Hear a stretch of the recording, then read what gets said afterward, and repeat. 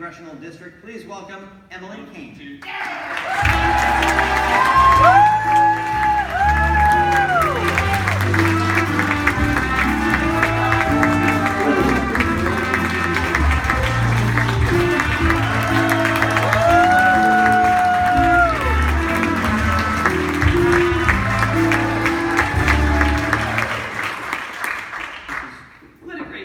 Now tell us, the people that don't know, tell us the significance of that song. That song is called Emily. Thank you. You're welcome. Brian Nite of the Nite Show Band, everybody. Fantastic show band. That was a treat. That was a real treat. So I want to quiz you. Do you remember the first time that we met? Well, I remember the first time I saw you. Okay. And it was when That's kind of creepy, by the way. Well, you were kind of famous because it was when I was in college at the University of Maine. Okay. You played in the band. I did. Right? And it was in the music building. Okay. And I remember you were, I think, putting instruments away. You were with maybe Professor Carl Lidrell. That's what sounds right to me. And I saw you, and I said, I think that's the guy from TV. Because you had a show then. I did, yeah. And I said, yeah, that's Dan Cashman. I was like, wow, that's Dan Cashman. No, that's not what you said. Yeah, it is. No, I Right did away, not that's say, what you said. I did not say boo, I promise. I knew that you were on TV, so that was my first memory of ever seeing you. I don't really remember that we talked, because I think you were busy putting away instruments. Yeah. But that was the first time I remember ever seeing you, and of course many years later, the next time I think I remember, gosh, I feel like it might have been around the State House, but It might have been. So I'm not sure. we didn't actually meet, but I still have. Now I'm just being creepy. No, yeah. I'm just kind of peering through your shrubbery. Right, yeah. The house. No, it was a fundraiser that I did on the radio for Hurricane Katrina victims. And I did this ridiculous thing called the Cash Manathon, because, you know, it's all about me. And I stayed on the radio for 60 hours to raise money for victims of Hurricane Katrina. And after that fundraiser, there was like some nice words said in the building, but not a whole. But I got this envelope from State Representative Emily Cain, and I thought, oh great, I owe someone money. And I opened it up, and it was the nicest, most sincere handwritten note from you about how important the fundraiser was, and you had the dollars raised down to the cent.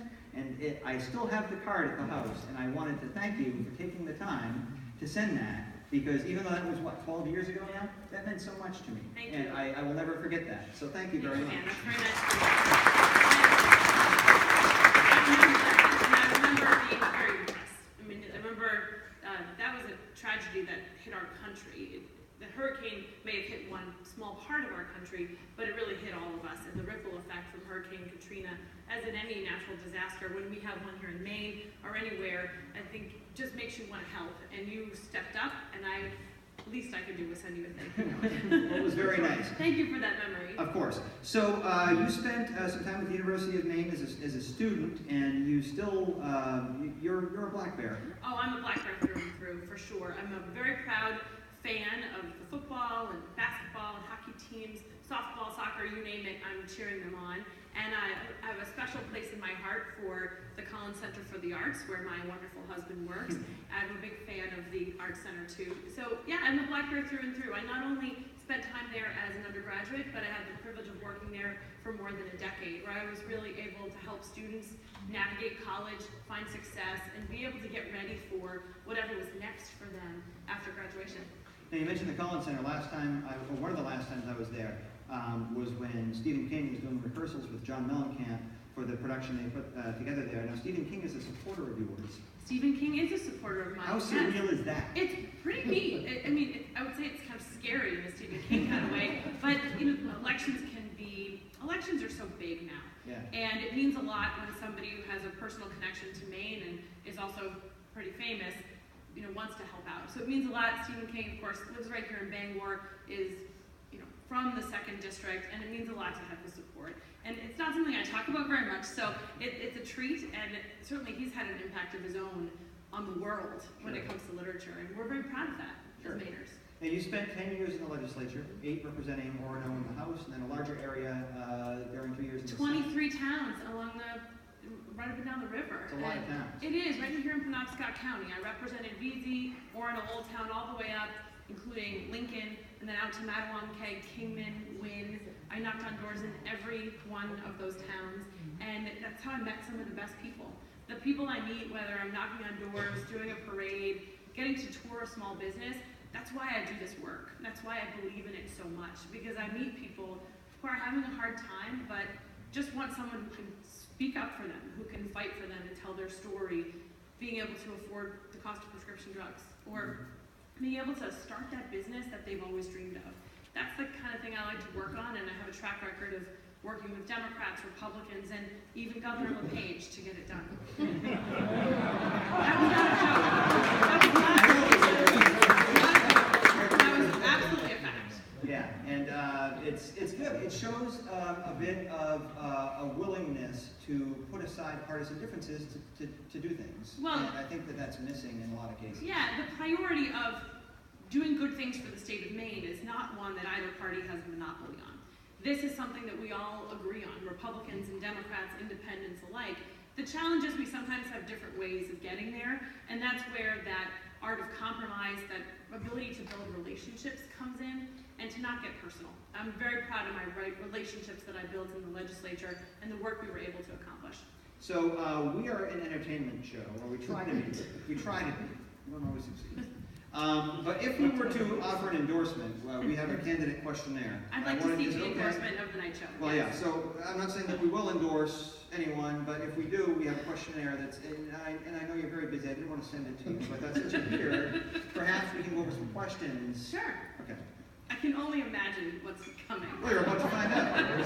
As a good Democrat and musician, who would you rather hear play saxophone? Former President Bill Clinton or George Clinton? George Clinton. Sorry, Bill. If you could be stranded on one island in Maine, would it be Chebeague Island or French Island in Old Town? Oh, I have knocked on every door in French Island.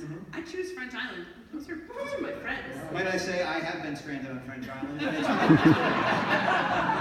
On a scale of 1 to 10, with 10 being the only acceptable answer, how much did you like the show Cheers? Oh, 10. Yeah. I mean, if everybody's going to know your name, that's a good thing in politics. That's true. This one's very difficult. So if you need to take time, go ahead. Describe your feelings on Jay Leno in one word. I'm